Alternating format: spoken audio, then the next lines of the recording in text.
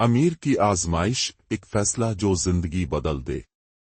راحت، ایک امیر تاجر عیش و عشرت کی زندگی گزار رہا تھا، لیکن ایک رات خواب میں اس کے دادا کی روح نمودار ہوئی، دولت کو قید مت کرو، اسے بانٹو ورنہ سب بیکار ہو جائے گا۔ صبح ہوتے ہی راحت مولوی صاحب کے پاس گیا، جنہوں نے سمجھایا، بیٹا، زکوٰۃ فرض ہے، یہی دولت میں برکت ڈالتی ہے۔ دوسری طرف ایک بیوہ فاطمہ کا بیٹا علی کتابوں کے بغیر اسکول چھوڑنے پر مجبور تھا۔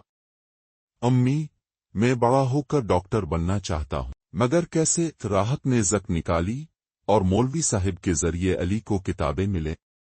امی، اب میں اسکول جا سکتا ہوں۔ کچھ سال بعد علی ڈاکٹر بن کر واپس آیا۔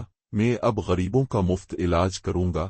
بوڑھا راحت نم آنکھوں سے بولا، میں نے صرف رقم دی تھی، تم نے اسے امید میں بدل دیا۔ راحت کی وفات کے بعد اس کی جائیداد غریبوں کے نام ہو گئی اور روشنی کا سفر ہمیشہ کے لیے جاری رہا۔